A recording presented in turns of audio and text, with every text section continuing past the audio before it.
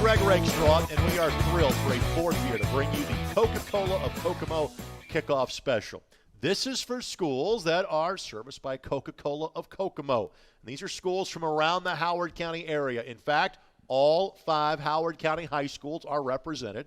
Both Tipton County high schools represented as well. And we're thrilled to be joined by high schools representing Carroll County, Cass County, as well as Miami County as well. And we span the gamut from a size perspective from 1A all the way through 4A. Will be joining us as Kokomo participating in Class 4A this year. And it's all made possible by the good people of Coca-Cola of Kokomo and, as you can tell from our set, the folks at Body Armor. We'll talk with players and head coaches representing 10 different schools. And we'll start with Joe Grant and the North Miami Warriors when we come back. As you're watching the 4th annual Coca-Cola of Kokomo kickoff special right here on the ISC Sports Network.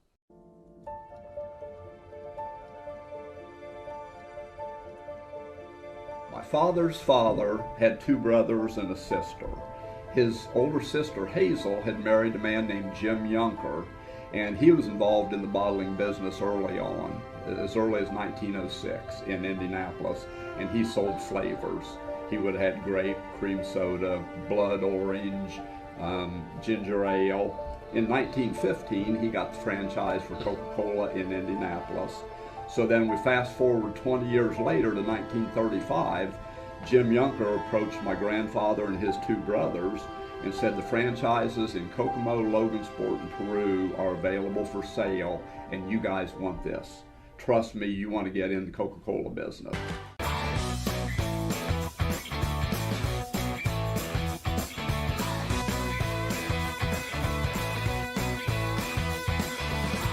Our first team to join us on the 2022 Coca-Cola of Kokomo kickoff special, the Warriors of North Miami. To my left is the head coach in Joe Grant, and to the right, one of the seniors that could join us on the program today in Braden Hovermail. Coach, it is always good to see you. Thanks for joining us again today. Hey, appreciate you having us. This is awesome for the kids and awesome for the program. You're now part of the 4-Timers Club. That's right. We've done this show for 4 That's years, right. and you've been a part of it for all 4 years. We'll start with senior offensive and defensive lineman Braden Hovermail first. First of all, Braden, thank you for the time, and just thoughts on knowing this is your last go-around for football coming up this year. Oh, man. Yeah, that sucks. Brought that up. Didn't mean to start on a downer for you, man. Oh, no. It's all right. I hope we just go out there, win games, and have fun doing it. I know numbers-wise, a little bit of a struggle the last couple of years, kind of Yep. a limited senior class. I believe you've got 7 senior teammates this year, correct? Yep. All right, so what has been kind of the conversations like with you and your fellow seniors, knowing, again, this is your last chance to go out there and represent your community and your high school? I don't think we've been looking at it like that. I think we've been looking at it like we're going to go out there and win games and keep it going as long as we can. What sort of work have you guys been putting into the offseason to make those dreams a reality coming up in a few weeks? Lifting weights, watching film, watching ourselves, coaching each other, and agility work. You know, all the stuff that goes into the weight room. I realize that, again, you have been putting in the work clearly during the course of the offseason. How does it change when the pads go on next week as of August 1st? I don't think that much. I mean, we go out there and we still practice and we still hit hard and we still go full speed. All right, so with that, I know that you're hoping to make a whole slew of memories coming up this fall. If you got a favorite memory from your playing days at North Miami so far, what would that be? Oh, man, just connecting with my friends, playing football with my friends, and always having each other's backs no matter what. I realize that, again, you've got a senior year left to go, but once you're done with your days at North Miami, what are the future plans for you? Oh, working. That's all I got. It's being a working man. Thanks Yep. for the time, buddy. We appreciate it. We'll let you stay right here. Now Good job, we'll Hope. turn our attention over to Joe Grant. So I know that Braden has a job to make sure that all of his senior teammates are named. Yeah. So I'm putting you on the spot. 8-man senior class. Who do you got this year? Well, I'll start with the 3 Bradens: Braden Fennell, Braden Hovermail, Braden Binion. So those 3: Grant Wildermuth, Austin Smith. How many is that? I think you got to 5 or 6 right there. Is that 5? Yeah. So I got the 3 Bradens. Yep. I got Grant. I got who else? You got Austin. Austin. Yep. Ryan McGuire, Lucas Kime, Austin Knopf. There you go. That's the 8. Named That's them all. There We just saw Mr. Binion, by the way, playing baseball for the Indy Attack team on the Greater Lafayette World Series here on ISC. Yep. What have you seen from the guys in terms of the off-season workouts that makes you smile about the upcoming fall? Yeah, so I mean, Braden talked about the weight room, and you look at guys like him, you look at guys like Braden Fennell, look at guys like Austin Smith. Those guys, they've changed, and at North Miami the last couple of years, we've had to play freshmen and sophomores. I mean, they all had to play as sophomores, and they probably weren't ready. But they've cut their teeth, and now they're a lot bigger, they're a lot stronger, and we use Braden Hovermail here as an example. He in a matter of a year and a half, what'd your bench press go up 115 pounds max in a year and a half, and so the guy's just being dedicated. They like the way they look too, so that's a plus, a motivation factor. But the work they put in the weight room, the work that we put in starting in the wintertime, we did those off season and those windows you get. We came in and installing the offense, and then this summer, we used the 12 days we get. We went away to team camp this year. That was huge, and that's going to be something we continue. So we went over to Manchester team camp, and if anybody out there needs a camp to go to, it's a great camp. They hosted it, and we got a lot of team time, and I don't think we'd be as far, with installing everything if we didn't go there. So just the work these guys have put in, not just the seniors, but with the senior leadership, everybody else, and the numbers are looking good. We're up over 40 players. We think we're going to be around 44 this year, coming from about 32 last year. Yeah. So. I know that the last 2 years, obviously, it's been tough to get wins, just one in the last couple of years. But what are the things that you look back on and are most proud about, even if the scoreboard didn't go your way on most Friday nights? There was even conversations, last year about like, hey, do we play this game this Friday night? And our kids, our coaches have never backed down. We've had nobody jump ship on us, no kids, no coaches jump ship on us. So when things got tough, people have stuck around and done the work. So that's what we're the most proud of, that people are taking pride, that our coaches, that our players, that our community is taking pride in these kids, and they're sticking with them. They've stuck with us. So that to me has been the biggest factor, and we're going to see the results this year for it. 8 of your 9 regular season games, a conference opponents in the TRC. Who catches your attention in terms of your schedule coming up? Obviously, game 1 being Manchester. Yeah. I mean, a couple years ago we opened up and drove right down and punched the ball in and started great, and then right at the beginning of that season had some injuries, and last year we got bit with the injury bug with playing some younger guys, and obviously the Manchester game week 1 we're really focused on that, and then everybody in the conference, I think our conference, in my opinion, is one of the best conferences around. We got, for us especially, Little North Miami, in there with a couple other 1As, but then you got Valley and Rochester and Peru and McConaughey, so bigger schools. It definitely gets us ready, so we enjoy our conference. I think the Three Rivers Conference gets us ready for our sectional, which is also a meat grinder. So I know that obviously I asked Braden kind of for some goals, what he's looking forward to the most. What are some of the goals you're setting for your team this year? There's going to be bumps in the road, but the goal is for us to stay focused week to week on doing our job, making sure that that guys don't get caught up. And there's been some guys that have had to play as sophomores. Don't get caught up in I'm a starter here, I'm a two-way starter here. Whatever your role is, love it, live it, and having those guys be ready week to week, and the wins are going to take care of themselves. We really truly believe that. So obviously large goals are for us to see a large shift in obviously win-loss record, but if we keep doing the little things right and focus on the week to week, we think that's going to take care of itself. So, Joe, as always, good to see you, buddy. Thanks for the time. I appreciate it. And Braden, very nice to meet you. Best of luck this season. Again, Braden Hovermail, Joe Grant representing North Miami. When we come back, we're going to talk to the young men and Coach Toll from Tipton High School. They'll join us next as you're watching the 2022 Coca-Cola of Kokomo Kickoff Special. We're back in a moment on the ISC Sports Network. Ball here. Harris scores. With 19 seconds left. Same players, big boy. I'm telling you right now, that's awesome. I love it. That's the finish. You get a layup, take it, and an and one. Fly ball. Out of here.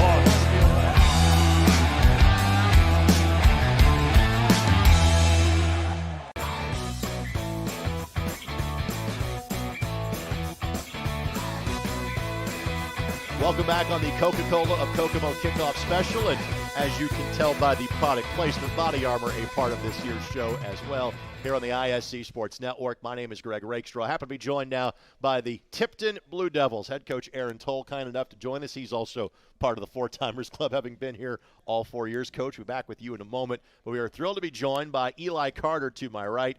On the other side, this guy wears two on half the broadcast we do this time of year on the ISC Sports Network, as he played in the Greater Lafayette World Series for the Indy Titans. It is Vince Hoover that joins us. He's a junior. Eli is a senior, so the senior gets first dibs. Eli, we start with you. Yes, Just sir. your thoughts on this being your senior year of high school football that officially starts coming up on Monday. Yes, sir. I mean, it's flown by without a doubt. I'm just ready to give it one last whirl, you know. This is obviously a program that has a great amount of history in terms of Tipton, so wearing that Blue Devils across your chest really means something. What has it meant to you to represent the high school and your community? Well, the community, we'll start with that. I mean, they always have your back, so, I mean, we got theirs. And, I mean, wearing a Blue Devil jersey, you got all your teammates' backs and everyone that wears it, whether that's the little kids watching you play or the fans, whatever. Yeah. Now, Vince, obviously there's multiple sport athletes on your team. Eli, for example, how many sports do you play? Well, I actually only play football now. Now you focus on football. All Yes, right. sir. So Vince plays baseball in the summer.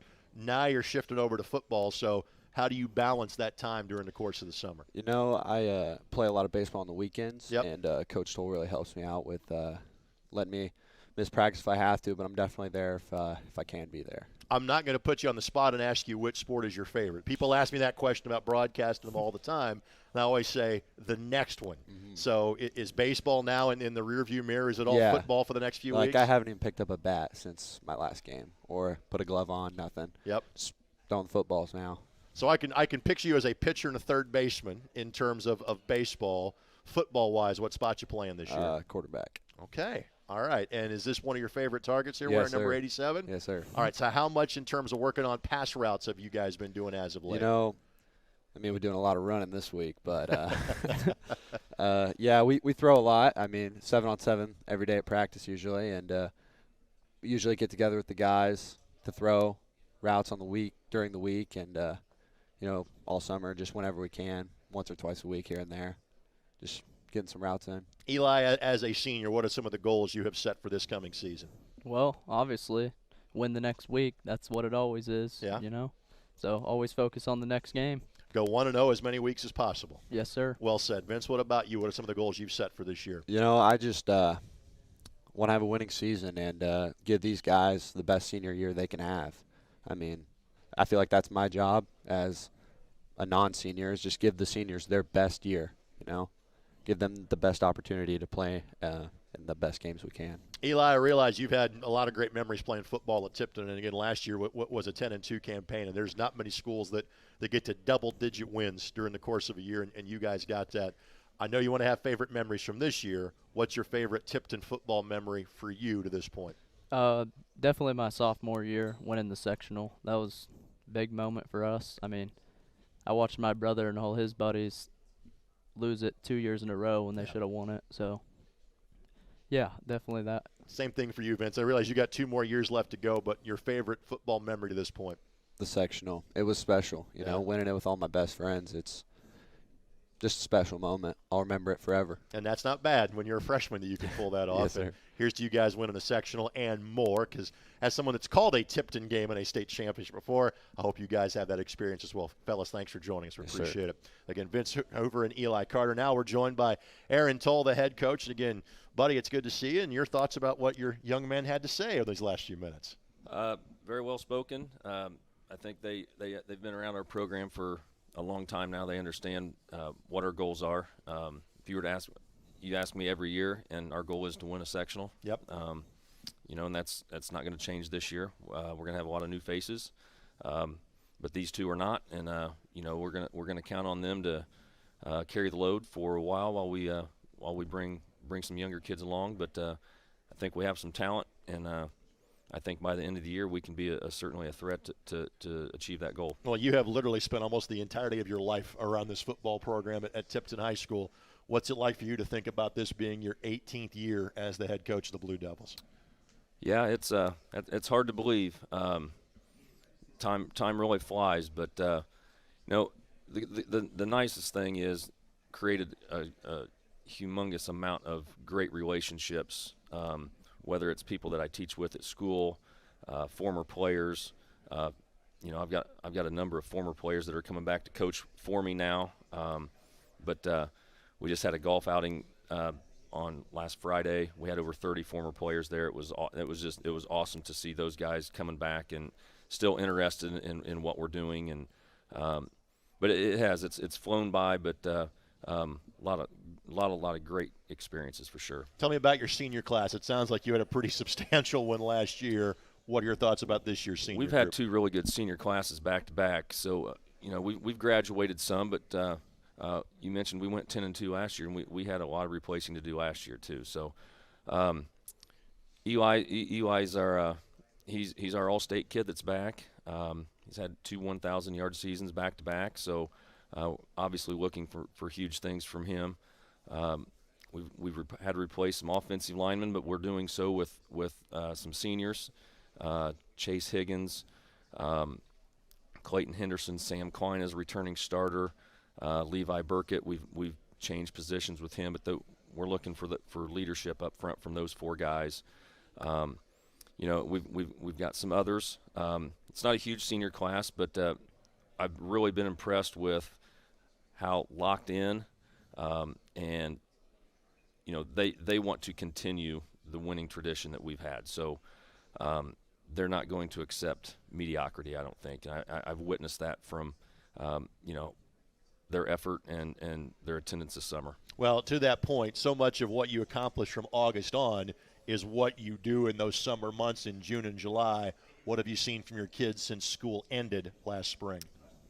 I'm probably a little bit different than most of the guys you're going to talk to today. We're a little bit more – we're probably more laid back. I wouldn't say – we don't do as many 11-on-11s as a lot of people do. Now we meet 3 times a week and we work hard, and we had to replace our entire receiving core this year.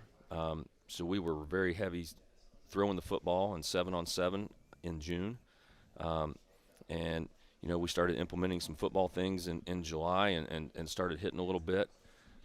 It's just kind of my mindset that I had a couple teams a few years ago that were pretty good and had very good regular seasons, but I don't know, that it was almost like they were ready for football to be over. So I've kind of come to the conclusion that the way we're going to do things is we're going to build up to August, so that when we get to October, we're not looking forward to basketball. We're looking forward to the sectional, because that's our number one goal, and that's what we want to do. We want to make a run and try to win that. You play in one of the best small school conferences in the state, in the Hoosier Conference. Just your thoughts about what your division and what the conference as a whole looks like this year. Every week is a grind. Yeah.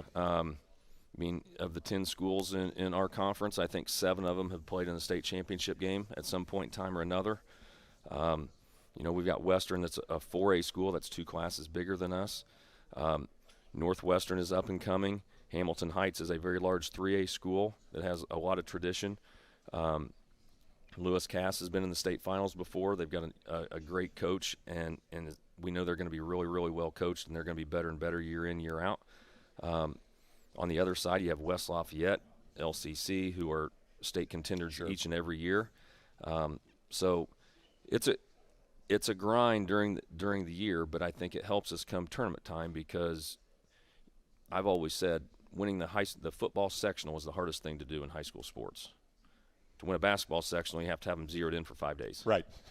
I gotta have them zeroed in for 21 days. Yep. Three full weeks. So, when you play a schedule where you have to be locked in every single Friday, and you don't have any free passes, then I think that helps to play 3 really good games in a row, and that's what it takes to win a sectional. And you start off in terms of non-conference play with 2 teams in your sectional, Frankton and Elwood. And even though you're not in the same conference, I'm not sure people are aware, even if it's been lopsided in your favor as of late, kind of how big historically that Tipton-Elwood rivalry has been. Battle of 28. Yeah. It was huge when I was in school. I know that, and I try to convince our kids every single year that we are the biggest game on their schedule, year in, year out. And no matter what, it would make their season to beat us. So I've got to convince our kids, and our kids have bought into that here in the recent past, but I'll have to do that again. And we've got to go over there this year. And, it's an old CIC opponent, and we've played every year at least once for over 50 years. So right. It's a great, great rivalry, and want to keep that going. And hopefully, they're going to get better and keep improving and make that rivalry even better. That game is big enough. I have done that game on Indianapolis television to give people an idea of the historical nature of that game. Aaron, thanks for the time. Good to see you as always, Absolutely. buddy, and best of luck this year. Appreciate it. Vince and Eli, thanks for the time, guys. We appreciate you guys. You all take care. We'll be back with our next team, that being the guys from Northwestern High School. They will join us next as you're watching the 2022 Coca-Cola of Kokomo Kickoff Special right here on the ISC Sports Network. Hi, I'm Query. And I'm Schultz. And, of course, we do the incredibly creatively and appropriately named Query and Schultz program every Monday on ISC Sports Network. Derek, it airs at what time? 7:30. Okay, every Monday at 7:30. We're now on season number 2, and if history tells us anything, catch us now because you never know when they pull the plug on it. Why would you say that? Because it's happened That's not going before. to happen here. Comcast, Xfinity 81, ISCSportsNetwork.com, ISC Sports Network, YouTube, Twitter, Facebook, so many places to watch. Query and Schultz, 7:30 on Monday.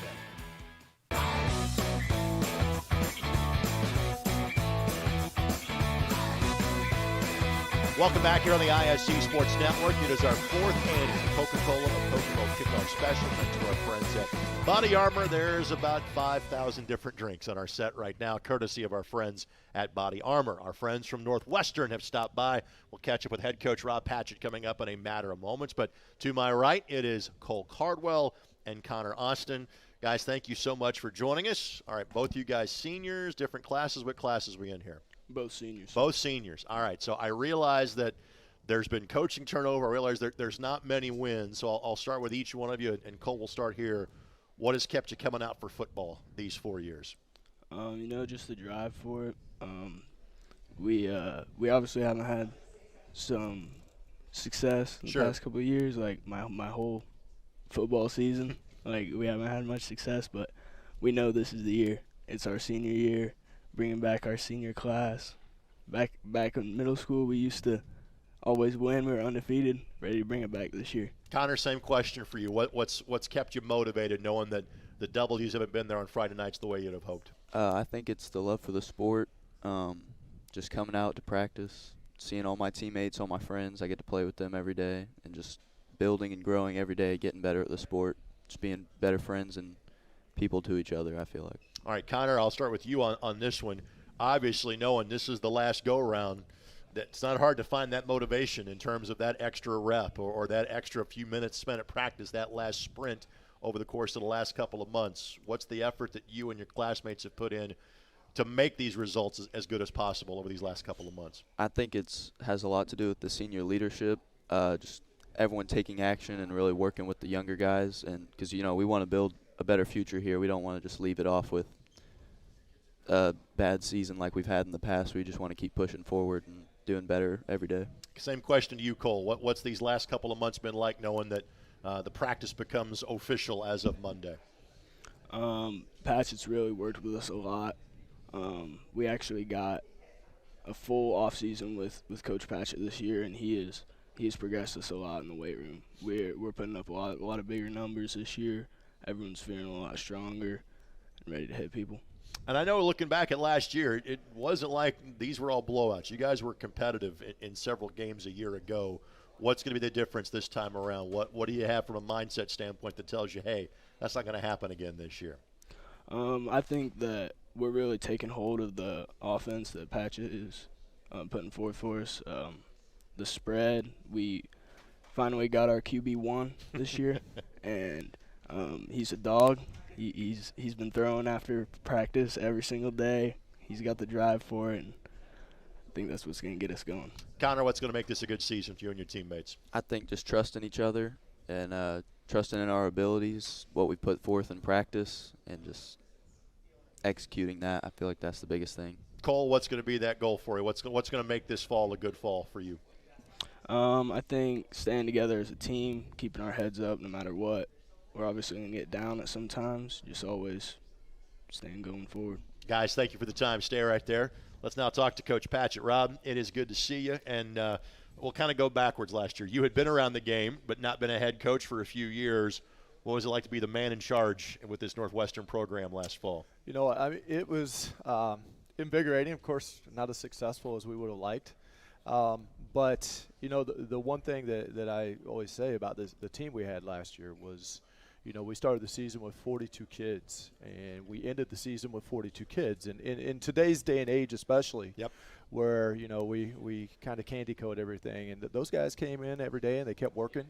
You know, and we honestly probably had a chance to win at least 3 games last year, but we just didn't know how to win yet. And I'm hoping that these guys do. But there were a lot of things that we needed to change and a lot of things we needed to fix, from the weight room to the way we did things and to be honest, even culture.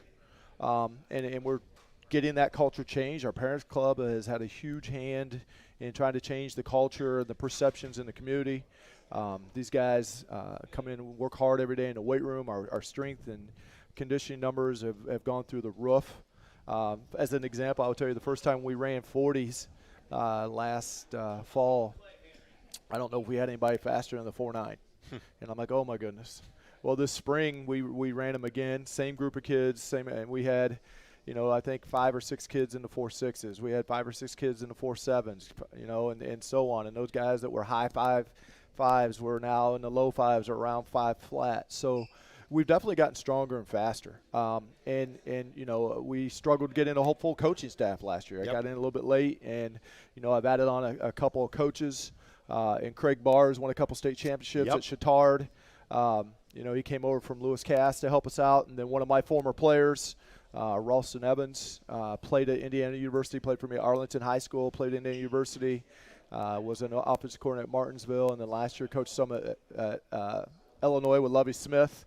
I can't pay him quite as well as Lovie did, but he's back in the high school ranks, and we're going to take advantage. And those guys do a great job. And then, of course, we have Kyle O'Brien and Brandon Hagan and Scott Robinson back from last year. And so there's been some consistency there that maybe there hasn't been in the past. So, you know, we are 100 miles ahead of where we were last year at this time.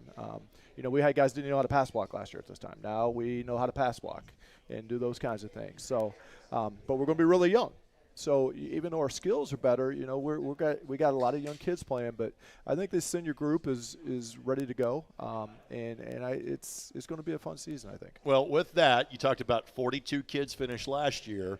What do the numbers look like for you this fall in total? Well, unfortunately, our freshman class isn't as big as we'd like it. So we've been somewhere in the 30s. This year we had 50-some kids sign up, but, you know, because you sign up doesn't necessarily mean. And you know, we have so many demands on kids today. You got travel baseball, you got basketball if you're in that. And we are a school where most of our kids have to be multi-sport athletes. So that's been a little bit of a problem this summer, but our core guys have been here every day. You know, the guys you know you're going to win with, the guys you know you're going to go to battle with. Those guys have been here. And we actually have a couple new guys. Joe Ventura was a basketball player last year, came to our school late, didn't get a chance to play football. He's going to be phenomenal. Matthew McGriff, another basketball player who just did a phenomenal job in the weight room. He's come out, and he's going to be, I think, quite a weapon for us to go along with these guys that we already have. So we're pretty excited about some of the things that might be happening. All right, when I look at your cheat sheet, and by the way, Rob's game prep is phenomenal for this interview. 8-man senior class. Tell me about your seniors. Yes. Well, of course, we got Cole and Connor here. And Cole and Connor were chosen by the other seniors to come talk today.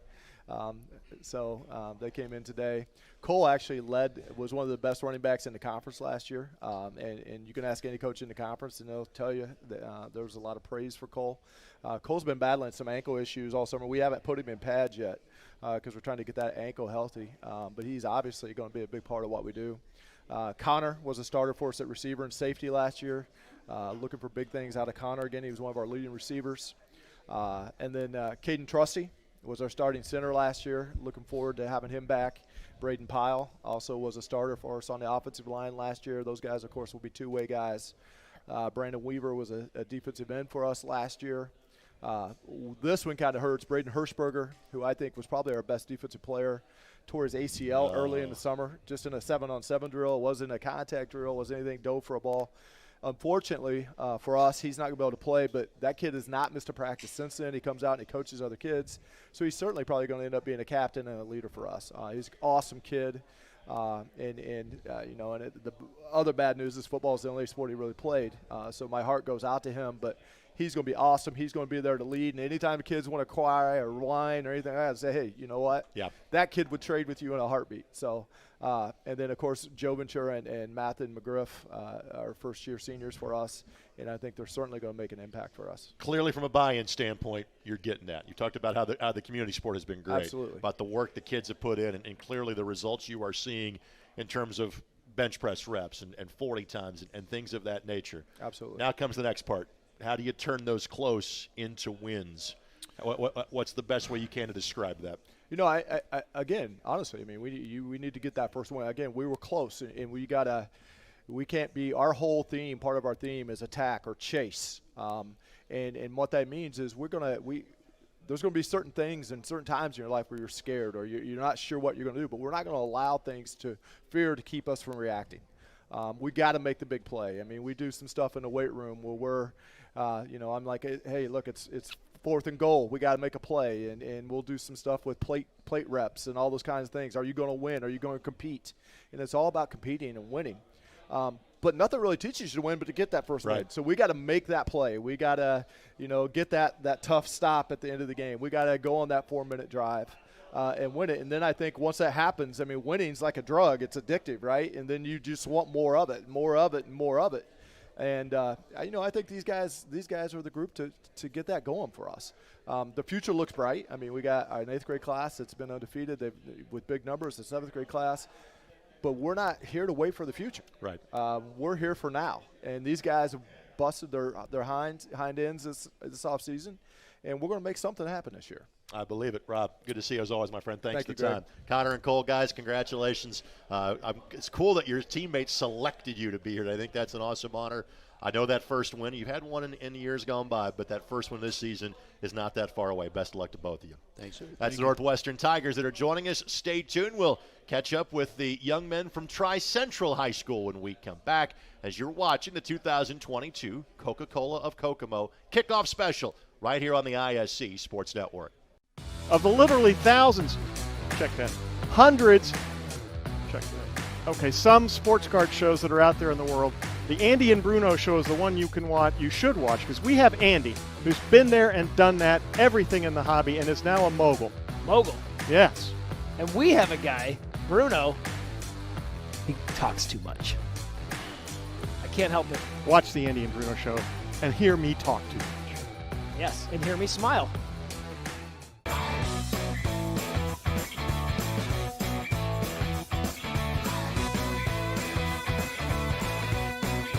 Welcome back here on the ISC Sports Network. We are now joined by the Carroll Cougars. It is great that Carroll is joining us for the first time in terms of being on site in the 4-year history we have put that show together. And they have brought 3 players to us. We'll catch up with Coach coming up in a matter of moments. To my left, this is Hunter Simpson, Grady Lytle, and Cody James down to the far right as well. And as you can see, fellas are pretty proud of being last year's sectional champions at Carroll High School. This has been a pretty talented athletic class that has come through at Carroll, as they have won in basketball, they have won big in baseball, and clearly they have won big in football as well. Hunter, we'll start with you. Just what's your thoughts about this being the last go-round for you on the gridiron, being a football-playing senior at Carroll High School? Yeah, I think this year is going to be something special, so it's actually really exciting to be here, and just final year, got to give it all we have. Just no regrets after this year is what we need to achieve. With that, Grady, your thoughts about this being the last go-around for you in terms of football? Oh, yeah, like Hunter said, I'm excited. We have a special group, and I think we can go far this year if we stick together. You know, it's sad that it's coming to an end, but we can't go out without doing something big, so I'm excited. Cody, what's your expectations for the upcoming fall? I mean, you can't expect anything less than a ring. I mean, that's the ultimate goal all the time. What has been, and Grady, I'll start with you on this one. Obviously, you guys, a lot of you have played multiple different sports, and clearly, as evidenced by, I think, what you guys said, 5 sectional championships last year at Carroll High School. So clearly, you guys have found that balance as to how to spend time in each sport. what sort of efforts have you guys been putting in specifically in terms of practice, conditioning, weightlifting, et cetera, get ready for this football season? We started since the winter, just coming to weights and conditioning and just working hard. This summer we've put a lot of work in, 7-on-7 and scrimmages. So yeah. Cody, what has your workouts been like over the course of the last couple months to get ready for the season? They've been great. I mean, you've added a lot of muscle. I mean, kids from last year that weren't lifting very much, I mean, they've added a lot of muscle, and it's just going to be really, really special to see. All right, what about you, Hunter? What you been doing? Well, I wrestle also, so as soon as that was over, though, we were in the weight room before school, after school some days both, before and after, so. Cody, the position you play for the football team is? Offensive guard and linebacker. All right, so a little bit of both. Grady, for you? Wing and linebacker. So got 2 linebackers. Hunter, what about you? Receiver and DB. All right, so we got guys that are two-way starters for this team. Again, I heard Coach Toll from Tipton talked about this a couple of segments ago. He said winning the football sectional is the toughest thing you can do in Indiana high school sports because it takes 3 weeks to do that. Well, you guys obviously experienced that a year ago. So, Cody, I'll start with you. What was that Friday night like when you guys were given that State of Indiana trophy as a sectional champ?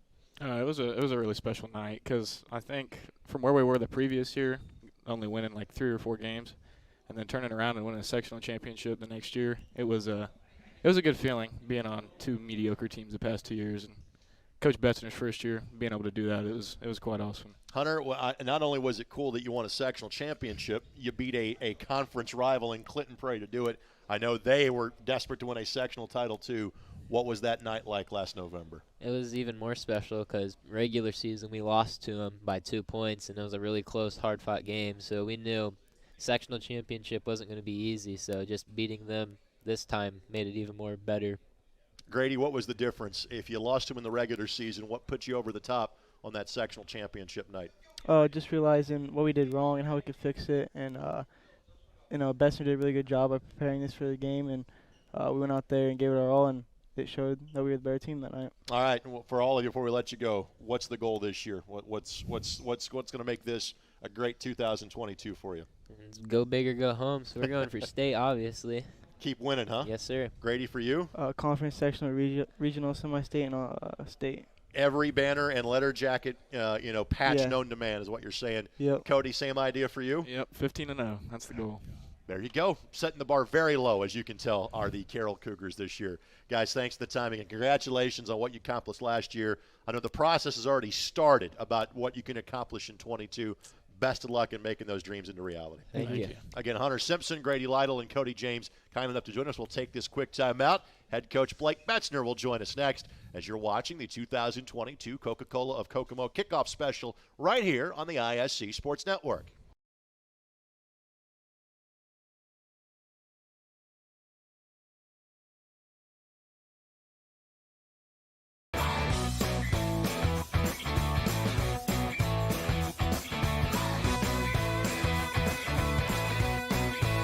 Talking about the Carroll Cougars fresh off their first sectional championship in many years. And the gentleman was their first-year head coach last year that led them to 9 wins in that sectional title.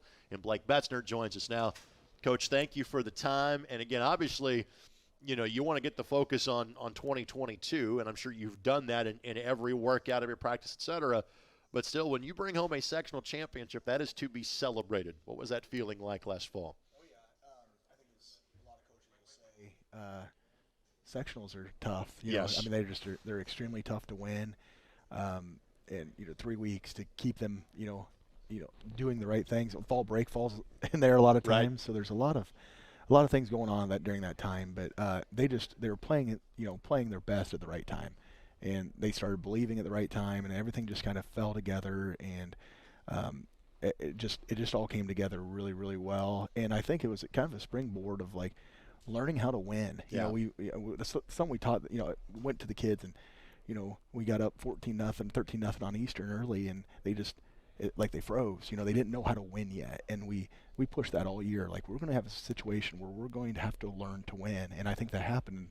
Sectionals against Traders Point Christian, and then with Clinton Prairie, it's going to be there for you. It's just if you are ready to be there for it. With that, that can lead to so many more in terms of numbers coming out for the program and community buy-in. So what has kind of the attitude and atmosphere change been like around the program since last November?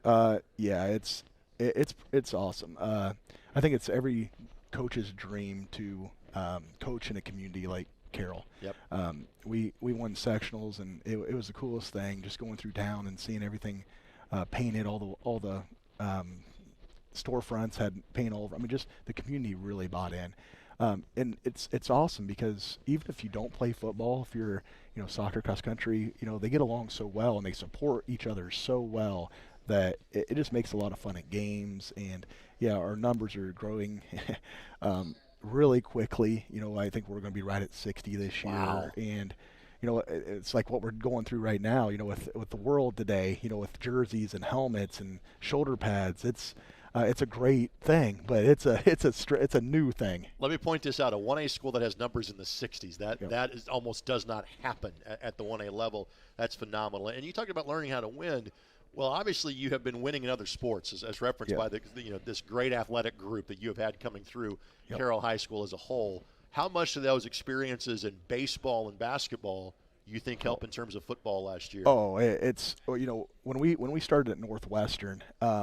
They were really good. I mean, they had a couple state runner-up. I think it was the year before, and we won a sectional that next year in football. When kids learn how to win, that's half the battle right there. When they go into every game thinking they can win, and you can see our kids have a lot of confidence. Sometimes they need to be knocked down a little bit with some confidence, but they think they can compete with anybody they play, which is that's hard. That's part of the battle going into the season. Tell me about this senior group you've got this year. Yeah, we got 11 seniors, but.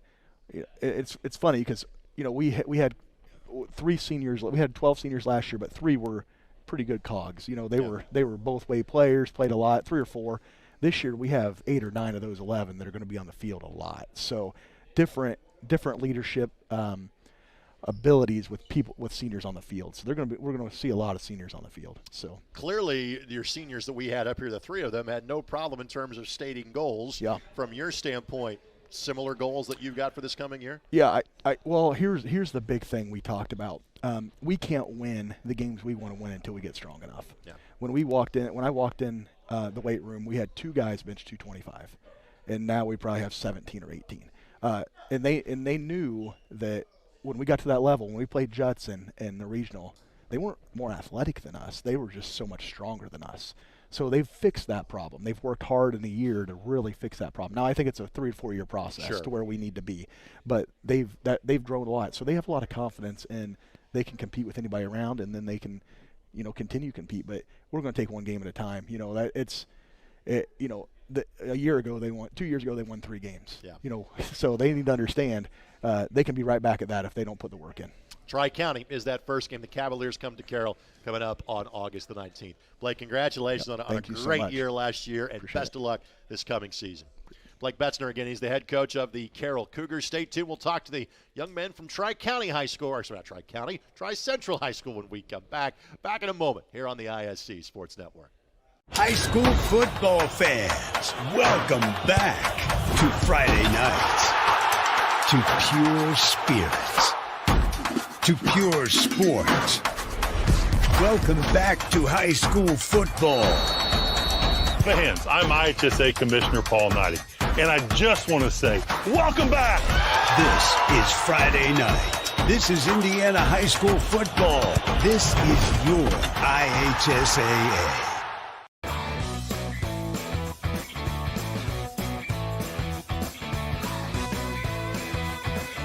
Welcome back here on the ISC Sports Network. Thanks to our good friends at Coca-Cola of Kokomo and Body Armor as well for bringing you the 4th annual kickoff special featuring schools that are serviced by Coca-Cola of Kokomo in Howard County, Tipton County, I know Cass, Miami, as well as Carroll counties, all represented on today's show as well. Let's talk about the Tri-Central Trojans, shall we? They brought 4 players with them today. Felix Perez is to my left. Connor Gunlight and Gabe Fowler are to my right. Connor and Gabe will focus our conversation on you guys. Connor, thanks for joining us and just acknowledging the fact this is your senior year of high school and last year of playing football at TC. What does that mean to you? It means coming out and playing as hard as I can and trying to get done what we haven't got done in the past. And so that would tell me a sectional championship is something you guys are shooting for, perhaps? That'd be pretty nice. Yeah. Gabe, again, thoughts on this being your senior and final season at Tri-Central? It'll be fun. Come out, work our hardest, and try to get that sectional championship. Obviously, when you are playing football at a 1A school, usually football is not the only sport you are playing. But when it comes to summer, you can tend to focus that energy and attention on football. So, Gabe, we'll start with you. What have the workouts been like for you and your teammates so far this summer? Pretty good. Just working as hard as we can. Coming out almost every day, doing stuff, 2 days kind of stuff, and that's about it. Connor, what sort of work have you been putting in this summer to get ready for this final fall? Having weights 3 days a week, core 2 days a week. Working not just the main things we focus on in weights, but working on those smaller muscles and core. So building our bodies. Obviously, you guys, have a whole new set of memories you're hoping to have this fall. But what's been your favorite football memory at Tri-Central up until this point? Probably just playing with the guys I'm playing with right now. Just being with the team. Yeah. How big is your guys' senior class this year? We got about 10 or 11. So almost half of you are here. That's that's a very good sign. What are some of the goals that you guys have set? I asked about an individual goal. When you guys have conversations as to group, as to what's going to make this year successful, what are you guys talking about? I think really just doing better than we have done. I mean, especially we obviously have not put out the things that we want to put out in the past couple of years, and I think we've had the capability to do that, and we haven't done it. Yeah. So we want to come out and do that this year. By the way, again, you guys are 11-10 the last year, so it's not like, again, that's probably not maybe where you wanted to be, but you've gotten a good amount of wins. You guys clearly seem to have the confidence that more is possible with this group.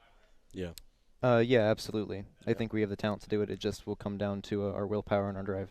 Gabe, Connor, Felix, thank you very much for the time. Of course. We'll come back with one more Tri-Central player and head coach Shane Arnold. That comes your way next as you're watching the 2022 Coca-Cola of Kokomo kickoff special here on the ISC Sports Network.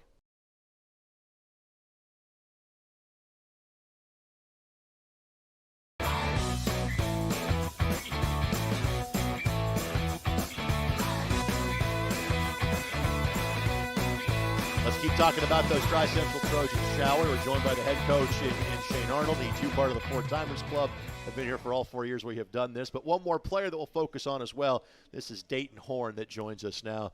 Dayton, thanks for your time. And obviously, I'm sure you were taking copious notes on all the questions I asked your teammates, so you kind of know what's coming. First of all, just thoughts on this being your senior year and final year playing at Tri-Central.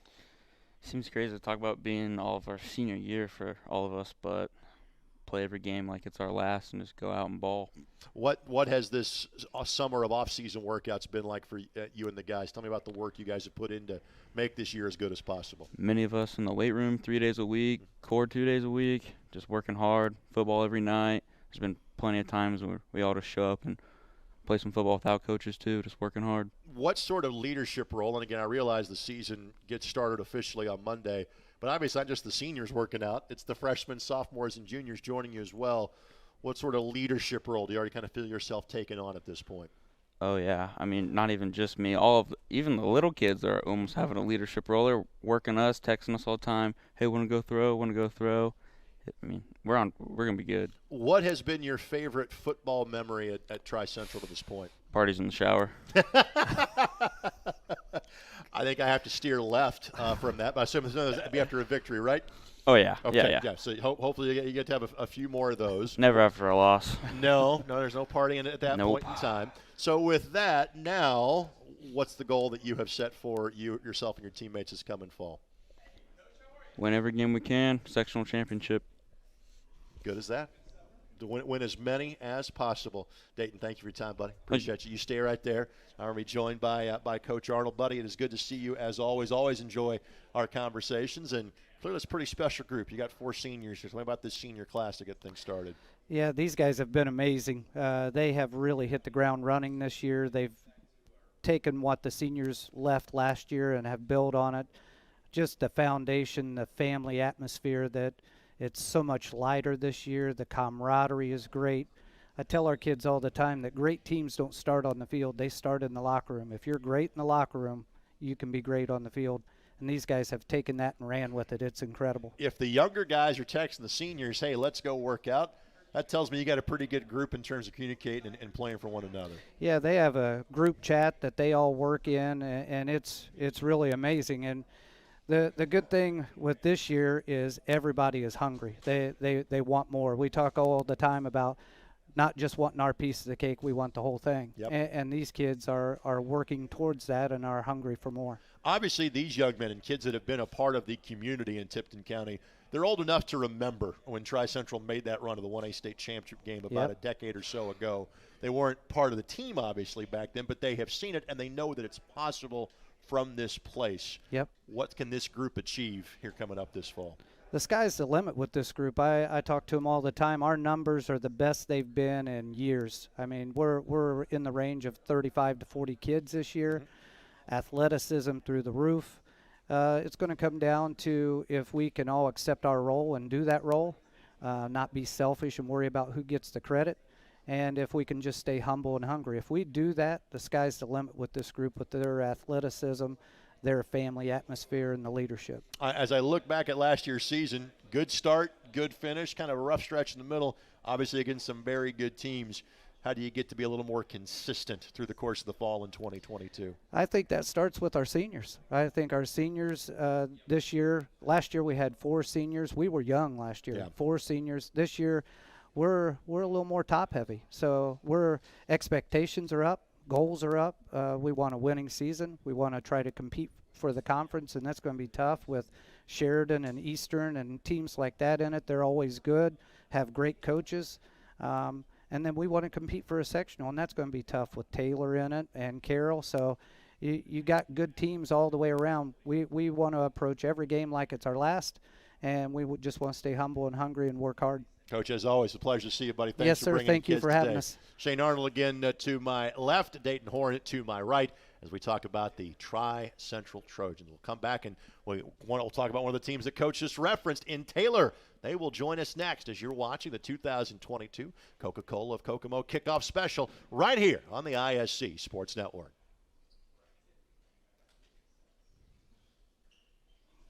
Shot at the buzzer. She got it! Oh, my goodness, what a shot! Hello! Did it again. Hello! Made the highlight reel again. That goes to Mentor and all kinds of room to run. Down the middle of the field, and he will not be touched. Jackson, hello! There we go. Stokes throws it, caught, ball ricochets. Wow. A huge hit. Wow. This has been an amazing display of goal scoring.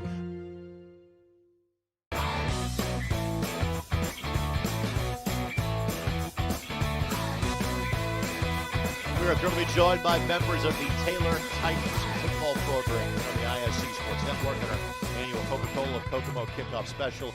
To my left, it is Bryson Cooks. To my right, it is Jay Patterson and Cisco Macias. Fellas, thank you for the time. And Bryson, we'll start with you. First of all, nice representation with Coca-Cola. Thank you. By the it would way, be a good idea to wear it today. Yeah, better than wearing the competition. Get some props. No doubt about. So you get the props award, literally, for wearing the stage prop on the set.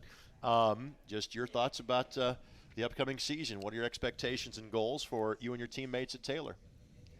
This year, I feel like we're gonna have a lot of good talent coming up. A lot of the 8th graders, like a lot of their line, we were watching it. I was at least watching it last year. There was a lot of good people. We're just gonna have a bunch of like dogs coming up, pretty much.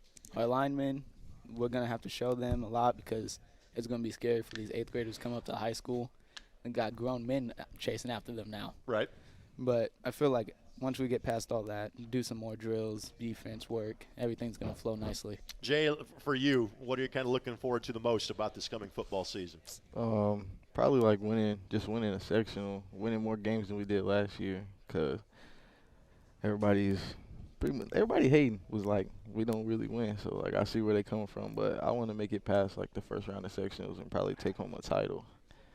That'll be something we ain't done in a while, so that'd be pretty cool. I don't think we ever done it. We never done that? We've never done that. Well, that's even better. Here's your opportunity.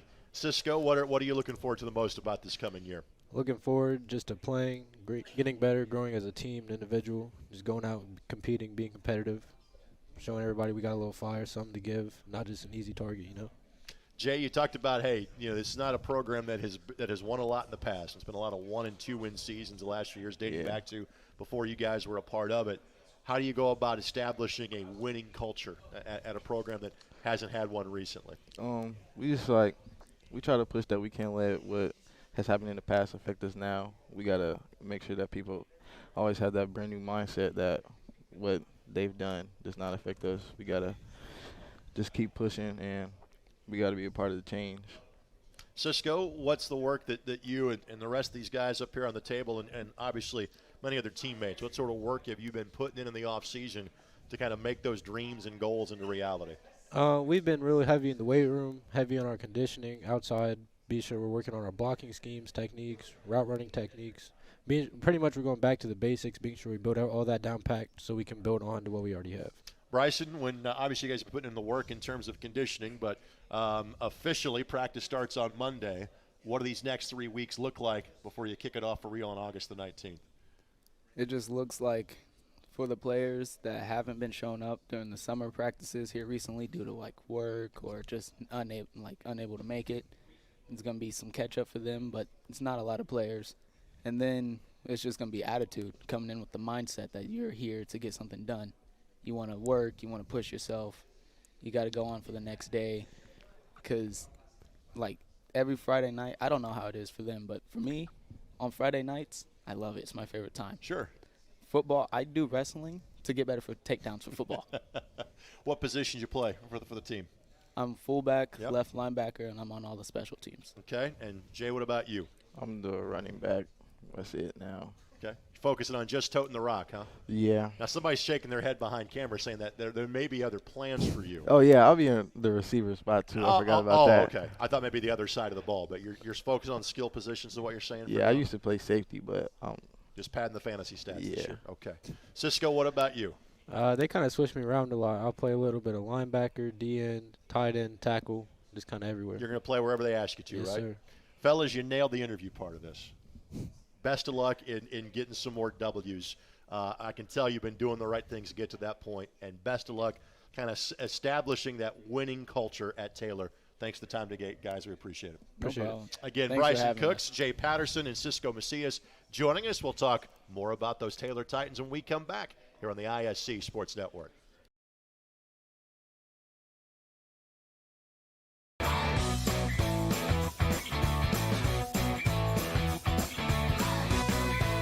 Welcome back here on the ISC Sports Network, our 2022 Coca-Cola of Kokomo kickoff special. Now, Bryson and Jay love being on camera so much. We're going to let them sit here and just kind of be like, the bookends of the conversation. Right. Normally is where we talk to the head coach, but Coach Owsley couldn't make it today. We'll see him on the practice field on Monday. So thankfully, pinch hitting for him is Jake Light, who is the athletic director at Taylor High School. Jake, thanks for the time, and thanks for kind of spearheading the effort to make sure the guys were here. Yeah. It is great to have the Titans represented. We appreciate you. And just your thoughts on what it's clearly three young men that had no problem having a conversation, in that previous segment. Yeah, I'll tell you what. The thing about our guys is they'll talk. They'll talk. They'll be seen. They'll be visible. I know I'll see all this stuff on Instagram later. I mean, we're going to go viral. Yeah, exactly. So that's just how we are. We have a lot of great kids. I'm very thankful for the opportunity that you guys gave us to be here. And it really is a good opportunity for our kids to be in front of a camera, probably for the first time ever, be able to talk to the public, represent themselves the way we want them to represent themselves. And Taylor's a great place to be. And I love where we're going as an athletic program and a football program as a whole. So it's awesome. Obviously, the football team has not had the amount of wins that anybody would have liked it to over the course of the last several years. Mm-hmm. But what have you seen in terms of life skills, character development, things like that, young men that have gone through this program the last few years? What are some of the wins that you see in a different perspective as the AD? Yeah, I think, the biggest thing we did was we hired Coach Ousley to be our coach. He was my head coach when I went to Taylor. He does a great job. He does a good job connecting with the kids. He knows what we are, as a school. He runs a spread offense. And I think our kids are really starting to come along. Our 8th grade class last year going to be freshmen. We're very strong. We have a very strong leadership group here.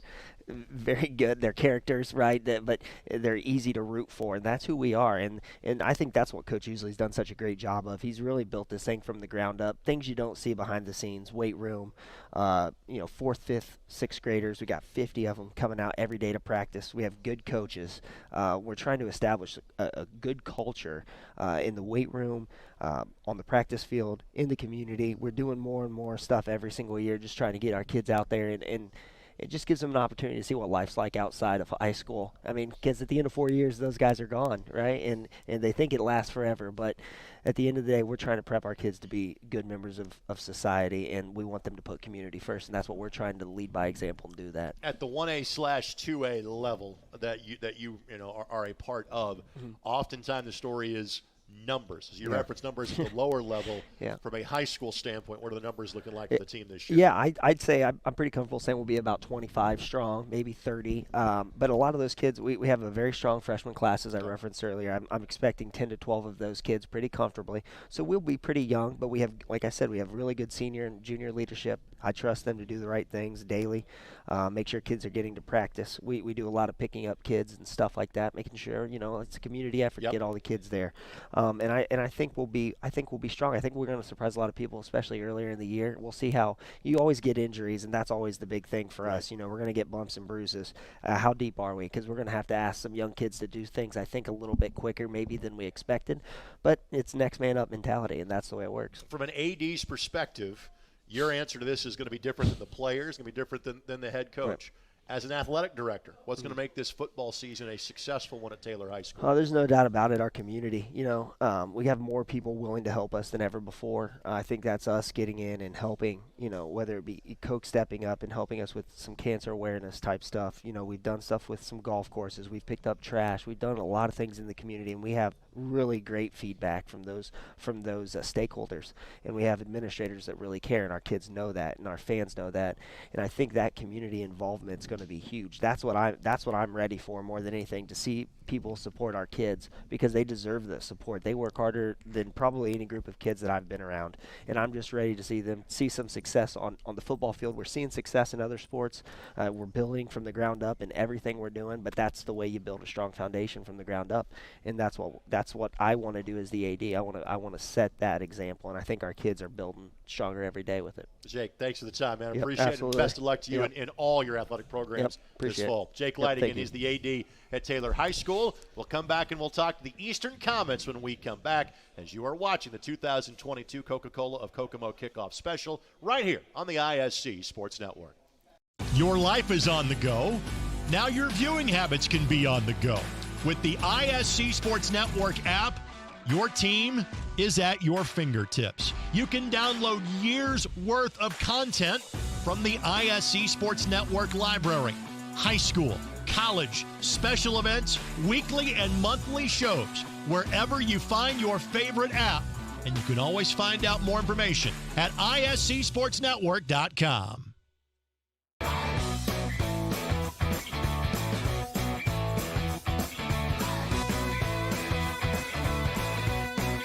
Welcome back here on the ISC Sports Network as we continue on in our 2022 Coca-Cola of Kokomo kickoff special. We're thrilled to be joined by the Eastern Comets, head coach Josh Edwards to my left, Elijah Buckley, and Eli Edwards to my right. We'll start with one member of the Edwards family. We'll get to another one coming up here in a matter of moments. But Elijah and Eli, guys, thank you very much for the time. Eli, we'll start with you. Just your thoughts on this is coming up on your senior year. Can you believe you've gotten to that point already? Well, I can't believe it because I'm going to be a junior. So there you go. You got one more year. So, Elijah, I'm assuming you're a senior? Yes. All right. So representing the senior class on the show today, just your thoughts on getting to this point as your last year of playing for Eastern High School. Yeah, it's a crazy experience. It's being my senior year, final year. I want to enjoy it, try and have fun, but take it seriously and, win as much as I can. Obviously, because of the work that you and the guys before you have done, you guys have accomplished a lot in terms of conference championships, regular season wins, etc. What's on the bucket list for you as a senior in terms of what the goals you have set for this coming year? Definitely trying to become the winningest class. Is it 7? You need 7 to tie and 8 to break Yep. it. I'm hoping we can break that this year. That would be a big goal for all the seniors. Yeah, that would be probably our biggest goal, I'd say. By the way, 28 wins the last 3 years for Eastern High School to kind of give you an idea. And after a 7-3 year last year, 10-1 and 11-1 were the records in each of the 2 years before. So Eli, with that, and I referenced the Edwards family connection, father and son, by the way, that I'm referencing here on the show. What's it like playing for Dad out there every day? Well, I mean, I don't know what it'd be like to not have him as a coach. Fair point. I feel like I've always had him, so it's a little different. I can be kind of a jerk sometimes to him, but I pay for it every single time. So it's fun. Has its perks and disadvantages. When you guys get home, do you try to not talk football, or is it simply it's what you do and you're talking about it 24/7? That's like all we do. Talk about football all the time, every day. Yeah. Just always football stuff that we're talking about, thinking about. Elijah, what positions you play for the team? Linebacker and center/guard. All right. And Eli, what about you? Quarterback. Yep. And I'm going to play some outside linebacker this year. Okay. Now, do you think of yourself more as a quarterback, or do you think of yourself more as an outside linebacker? More of a quarterback, but Yeah. I'll play anywhere. You don't mind hitting the people. Oh, I like it. Is what you're saying. Yeah. Obviously, I asked Elijah about some of the goals that he has for this year. What about for you? Well, my personal goals, I have a couple. I want to break our passing touchdown record for one season. Yep. Keep the team going, go undefeated, and then I want to help bring us our first sectional championship, or just make it as far as we can the sectional. Yep. Yeah. It's good goals to have. Yep. And Elijah is a guy that's been around now for this will be your 4th year. Clearly, you guys have gotten to the point where in conference play, you're one of the top teams in the league every year. You've racked up those wins. What's that next step? How do you get over that hump in terms of creating some more postseason success? Yeah, I definitely think just when you look at the team next or in front of us, we can't be afraid of who they are, how good they were last year or the year before. We just have to play the best we can. All right, what's going to make this a good year for you? Is it sectional championship? Is that what kind of you're shooting for? Yeah, that's, I think, the main goal for all of us. All right, guys, stay right there. Thanks for the time. We appreciate it. Thank you. Coach Josh Edwards joining us now. And again, Josh, the job you and the young men and the staff have done, the community have done, you have turned what was a football program that struggled to get wins into a winning program every year. What has been the key to that success? How have you made that happen? Well, obviously it starts with the kids, right? They're committed. They put in an incredible amount of time, not just during the summer, but in the school year as well, either staying after school on the weekends, doing the extra things that, they want to get over that hump like they mentioned. They want to get that first ever sectional title. But, it starts with the kids, and I think after that it goes to our parents. Our parents have done a great job of, stressing what's needed to become a successful program, and then our administration has helped us back those things as well. So, I think in that order, basically, you have the kids, the parents, and the administration who've really helped us to get the ball rolling. But I will tell you another big factor is our youth program, which is what my wife and I run. We run our youth program, and I think that's been a huge, huge factor in the continued success that we've seen now of five really strong seasons in a row, and we're hoping for a 6th. And we think that the feeder system that we've gotten developed now has helped us to keep good football players. Maybe not the best athletes per se, but we've got kids who know how to play the game technique-wise. And when you have the head coach who then husband and wife run the youth program, my guess would be is that the youth program is running the system you want to run at a high school level, which then makes it a lot easier for guys that are freshmen to hit the ground running when they get to the football team. Absolutely, Greg. That's been the biggest impact is that when a kid gets to us in high school in 9th grade, they don't have to learn what each formation is. And we do very vanilla things in the youth league. A lot of it's just terminology, even knowing what we mean when we say strong side, back side, front side, etc. But those kids know that terminology when they get to us. They'll know the basics of our offensive playbook.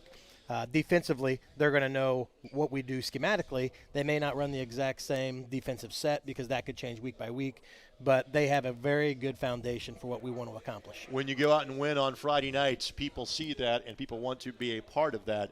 So from a numbers standpoint, how are things different from your program now than maybe they were 4, 5, or 6 years ago. Well, sure, everybody wants to be a part of winning, right? Yep. I mean, it's human nature. So it's been a huge improvement. We'll probably be close to 60 kids this year for our program. That's 9 through 12 for a 2A school. So we're very happy with that. We were in the low 40s, tipping the high 30s. When we were struggling a little bit, and we feel like now that we've got the feeder system going, the success, that our numbers are going to stay pretty constant in that low to mid 50 range. So are you getting to a point now where you can play a pretty consistent JV schedule as well as varsity? Yeah, we've been fortunate enough that we haven't had to cancel any JV games due to numbers, but we were getting, you were scraping the bottom of the barrel when you get into the 30s. But now we are, we're trying to up our schedule a little bit for our JV with some tougher competition here and there. We've done that for our middle school programs to where we are trying to schedule some bigger schools for our 8th grade per class. What class is stronger, we might try to bump up their schedule a little bit. And so it's been a nice thing for us that we've got the success, we've got the numbers, and again, we're hoping that this eventually translates into a sectional championship down the road. And I realize, again, you've got 3 weeks of practice, 9 weeks of regular season. Not trying to hit the fast forward button on anything, but I'm sure you spend the offseason thinking about, okay, now we've gotten to this point. How do I then take that next step, which is trying to figure out a way to get past an Eastbrook or a Tipton when it comes to the postseason. What steps have you taken to try to make that a possibility? Well, I think Buck mentioned the big thing is just not fearing any opponent, right? And again, we've got kids that are, you compare them weight room numbers wise, they're going to be at or above most other teams. They're very athletic, they know the game. But there is that mental block when you play an Eastbrook that's beaten you, consecutively, however many times it is, and has so many sectional titles, to where our kids mentally, and that's what I've tried to do, is convince our kids, and our coaching staff has tried to convince our kids that we are playing not a color. We're not playing a colored jersey. We're not playing a colored helmet. We're playing another football team just like us. And so it's the mental aspect that we've tried to kind of sharpen the edge on our sword this year. Coaches don't like to admit when they have favorite players. In this case, I think it's okay when that's the case. What's it been like coaching Eli these last couple of years? Well, like you said, it is a challenge. Yeah. And I would not trade it for the world. I've enjoyed every second of it. And I've had the luck of coaching. Well, I've got a son who's in 8th grade that I've been able to help through youth league. I coached Eli through youth league. And then I haven't necessarily been a hands-on head coach with him through those times like I am now. But it is both a challenge and a reward, both. He does get a lot of outside noise, obviously, being the coach's son and being the quarterback. But he's also the guy that's out working on Sundays, by himself. So, but it's been a blessing, and I would not trade it for the world. We do have our disagreements, but again, that's kind of the way I've raised him, is to speak his mind, be confident in what you believe in, and go forward from there. A good way to minimize that noise is by going 17-4 the last 2 years. Yes. That helps keep that noise to a minimum. Yes, sir. Coach, it is always good to see you, my friend. Thanks, Greg. Fellas, best of luck this upcoming season. Thank you. I know, again, I'm not trying to shortchange anything that happens in August, September, October. Best of luck into October and November. Guys, thanks for the time. Thank you. Thank you. We'll talk to the Cass Kings when we come back as you're watching the 2022 Coca-Cola of Kokomo Kickoff Special, presented by our friends at Body Armor as well, here on the ISC Sports Network. Hi, I'm Query. And I'm Schultz. And, of course, we do the incredibly creatively and appropriately named Query and Schultz program every Monday on ISC Sports Network. Derek, it airs at what time? 7:30. Okay, every Monday at 7:30. We're now on season number 2, and if history tells us anything, catch us now, because you never know when they pull the plug on it. Why would you say that? Because it's happened That's not going before. to happen here. Comcast, Xfinity 81, ISCSportsNetwork.com, ISC Sports Network, YouTube, Twitter, Facebook, so many places to watch Query and Schultz, 7:30 on Monday.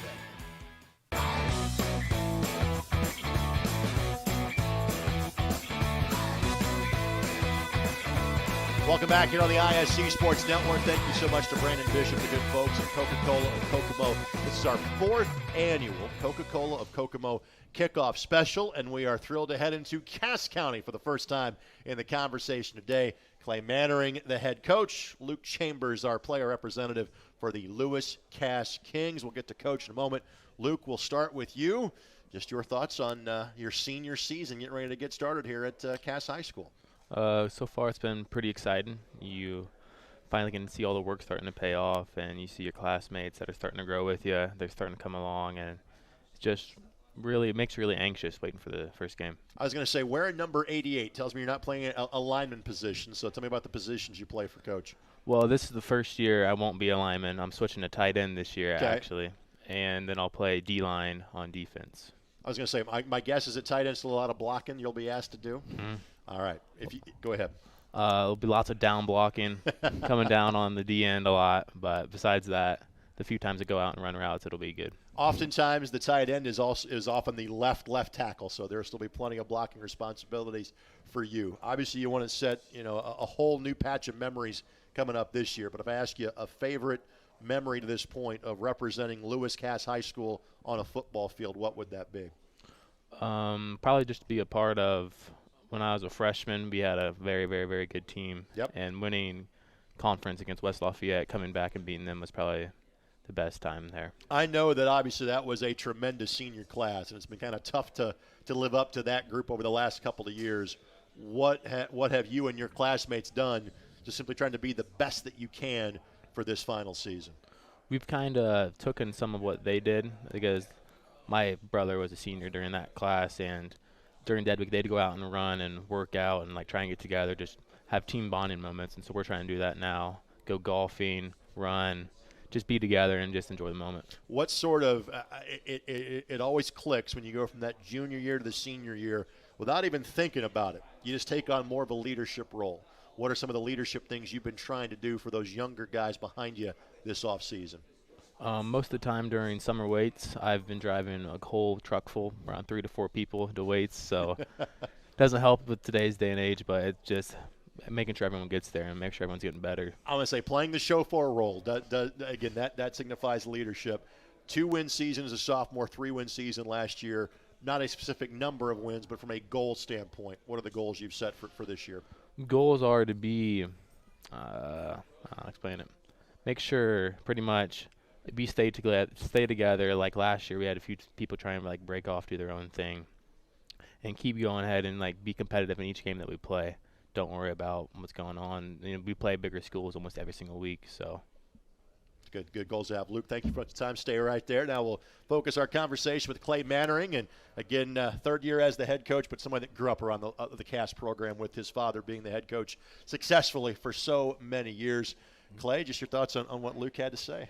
Yeah, he hit it on the head. I mean, the one thing stands out to me. He talked about, I roll into the weight room in the morning and 14 guys hop out of his pickup truck.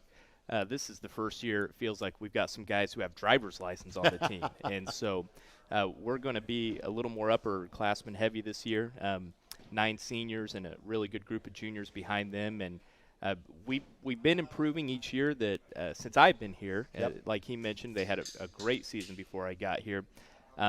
But there's some excitement in the air. This feels like this could be a year where we do something special again. And so we feel very good about where we are in terms of offense and defense and just having guys that are a year bigger and stronger, faster, and it's going to be an exciting one. Coach, fans and broadcasters, whatever, will look at a one-loss record in terms of signs of success. Coaches don't often do that. Mm-hmm. So when I ask you about the successes of the last couple of years, what comes to the first and foremost in your mind? Yeah, I mean, our conference is a meat grinder. We're the smallest school, but that's not going to change. And I told our team last year, and I might have said it here a year ago, we were going to be a good team by the end of the year. And we finished up the season. We beat Twin Lakes, who I thought was a good football team, and that was really the first win we've had where we really had to battle out 4 quarters against a good team. Came back and dropped one to Delphi the following week, who was a 7-win team last year. So I feel like we were a good football team at the end of the year, and you're not going to see that with the wins-loss record. But this year we would like to, though. So that's the goal. All right, tell me about your senior class. Yeah, we've got 9 good ones, and I'll start with Luke. He'll be a 3-year starter now. We've been playing him at center because we needed him to snap. But watching him play center on the basketball team this last year, I couldn't fight it anymore. We got to find a way to get the ball in his hands a little bit, in addition to the down blocking. And then we've got 3 other senior offensive linemen. Eddie Prince and Brayton Hensley are prototypical wing T guards. They can move. They like to hit, so they'll be pulling every play. Nick Glassburn will be fighting for time at the tackle spot, and he's had 2 good off seasons back to back. In the backfield, we've got Cade Ingram is one of the faster kids in the conference, small but pretty mighty. and Hayden McLean will play the fullback spot for us. So he's another quick kid. And then at the receiver position, we've got 3. Keaton Llewellyn, Tyson Good are both seniors who will compete for time, and then Lucas Grist as well. So when you look at our team, we look like a basketball team. We were kind of joking about that earlier, but that wasn't lost on me watching Luke walk on set. I know. He's one of the shorter guys in our receiving corps. So we are a wing T team and wing T base, but probably going to look for some ways to take advantage of our size and speed a little bit this year. You've referenced, and we've referenced multiple times because of the schools that we have on this show, how great the Hoosier Conference is and the quality of schools that you play.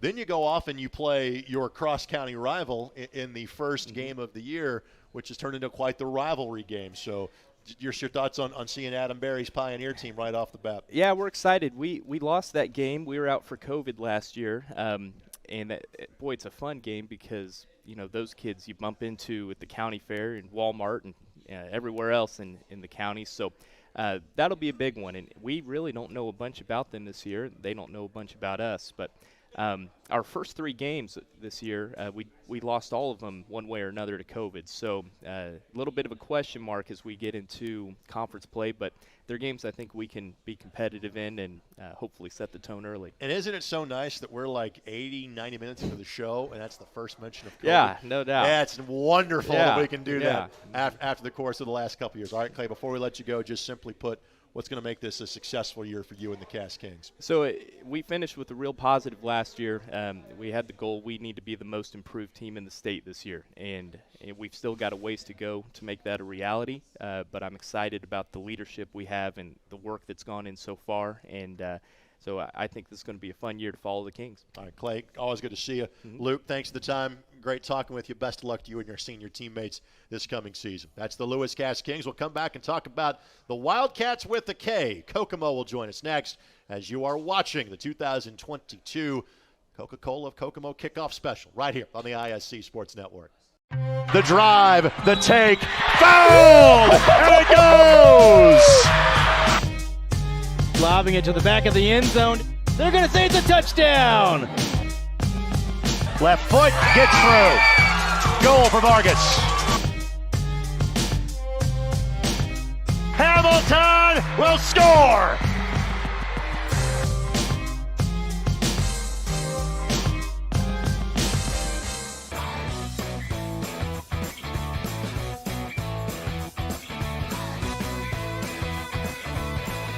Welcome back here on the ISC Sports Network, the Coca-Cola of Kokomo kickoff special.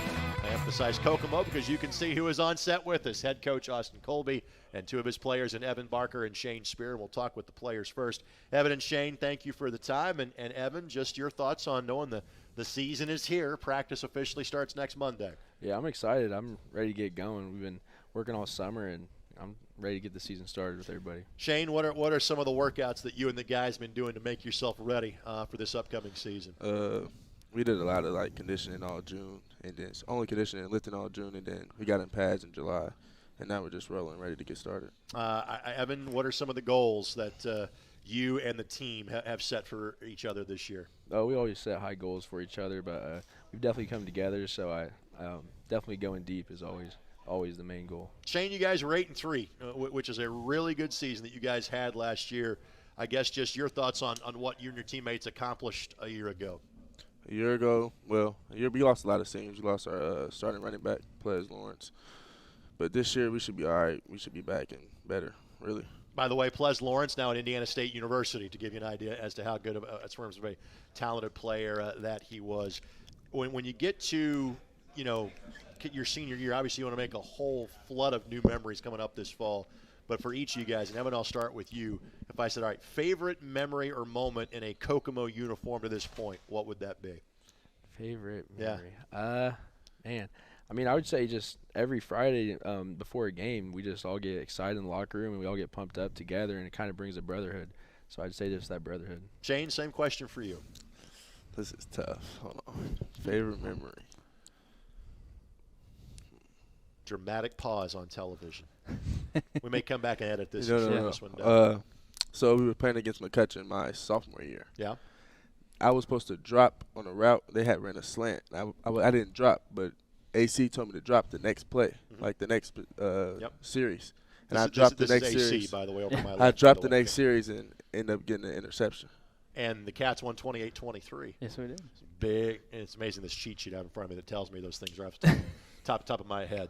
For both of you guys, what's going to make this a good year? What's going to tell you, hey, we had a good fall in 22? As long as we stay humble and keep getting better every day at practice, we should be all right. Yeah, I'm ready to go win. So definitely just going up winning. Guys, you stay right there. We'll get back to you in a second. Now joined by the head coach and someone that grew up around this program as much like Clay, his father, the former head coach at this school. Austin Colby joins us now. Austin, it's good to be with you. And again, we kind of jokingly said that in the last segment was the first time that we had referenced COVID. Yeah. I'll reference it here again because this is kind of the first full year where you've not been – it's just, hey – go do your job. Yeah. What has the summer been like? Oh, it's been great. I was just talking to my dad the other day about that. We obviously talk a lot, and I said this is the first time we haven't had COVID since we've been back at Kokomo. And last year, right after football season was over, Kokomo schools kind of went away with all the COVID protocols. So even the basketball team really didn't have to deal with it, which is a huge headache away from the kids and the coaching staff that they don't have to deal with, and the administration. But we had to deal with it, and we lost the game with Anderson last year and had to go play South Bend, Washington found that out on a Friday. But it's been awesome to not have any of those protocols. Now we still carry a lot of the stuff that we did because sanitation practices just are probably a little bit better and probably should have been done that way before. But it's been awesome. So there are a lot of the teams and players that we have talked to that have great places to play. I am always in awe of the facilities that you have at Kokomo High School. What's it like going to Walter Cross Field every day? It's beautiful. Every time I drive down Berkeley Road, it's just I catch myself looking over there and sometimes veer into the wrong lane. But it's beautiful. They're still working on the away side over there, and still will be in the next couple summers and. To finish up the away side, and I think they're eventually going to put a press box over there too for the opposing coaching staff. So I would put it up with one of the best facilities in the state, if not up there in the country. And really with all three of our big three sports with football, basketball, and baseball, where our baseball team plays at Municipal Stadium with the city, and Memorial Gym obviously is historical, and then our Walter Cross Field they're very spoiled. You go to even like University of Indianapolis, and not to knock their facility at all, but I would rather play at our Walter Cross Field than at some of the small colleges here. As a University of Indianapolis alum, we could use some of the renovations from Walter Cross Field, just to say. The field's good. We could work on the actual stadium part, but that's a conversation for a different show and a different day. Tell me about these two young men that you brought with you. They're two returning starters. Both of them are going to play both sides of the football for us this year. Great kids. I've been leaned on them a lot in terms of leadership. We did a leadership council this spring at my dad's house here in town, and met 4 or 5 times with them and just talked through just different things and how to be. We always preach be a leader when we need leadership, but we never show them how to become leaders. And I think that has helped and has definitely shown this summer as well. We have a great group of seniors coming back. A lot of them played last year as juniors, and so these two are definitely the two that toe the line and make sure that everybody's in check. And they're two guys that I think are very football heady, and if you tell them to do something or ask them to do something, they do anything for the team, and they're definitely team first guys, and that's what it's all about. All right, with that, there is a big change for you guys, and not in terms of the North Central Conference. Those same opponents you play every year will be the case, but you are now in 4A, and obviously you've had success in 5A. It's not too long ago that the Cats were in the 5A state championship game against Columbus East. But what does 4A look like now once you get to October and November? Yeah, I mean, it's a new look. I think, Logan Sport's been in 4A in our conference, and they've had some success in the postseason in recent years. And, we would have been going up to Fort Wayne to play Fort Wayne Snyder and Fort Wayne Dwinger, and that's a completely different look than who we will see in October and November. So just looking forward to a fresh new challenge, and there's still going to be great football in that sectional, and you're going to have to go out and play your best every week because everybody's season's on the line. So you can't take anything for granted, but definitely looking forward to it, and then hopefully we can take advantage of it and make a run. You know? Also, kind of at the same token, you're going to see a very good 4A program that's new to you in Leo. Yeah. In terms of was that kind of done on purpose, or is kind of the way the breaks of the world work? They were available in week 1. Well, so we were with Western, and things just didn't work out there in terms of us continuing to play. And so Leo reached out. They were open week 1 as well, and they reached out right away as soon as Mr. Sale, our athletic director, sent out that we were available and open looking for an opponent.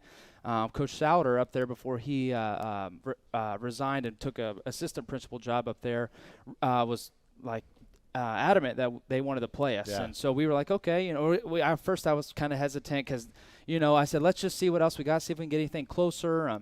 Obviously they had a great football team last year. They went 10-1 and got beaten in the sectional championship by Northridge, who played for a 4A state championship. But, and so we ended up signing with them, and we're looking forward to it. Kind of followed them through the postseason, and Coach Souter left, and, they bring in the guy from Northrop, and then got a new coach up there. So, we're heading up there week 1, and it'll be a great challenge. You know, it'll be a good way to make a name for ourselves in 4A right at the beginning of the year if we can hang with them and maybe beat them. So 8-3 last year, obviously a great season.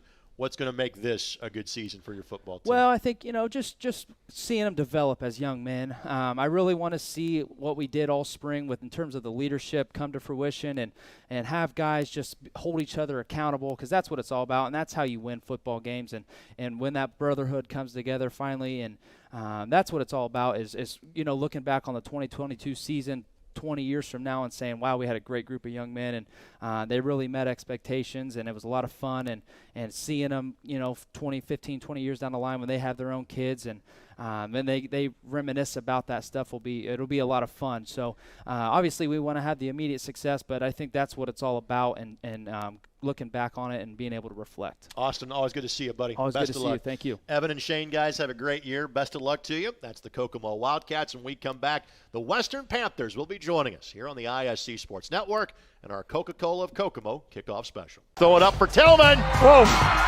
my goodness. 122.60 for Penn. What a swim! Six of them.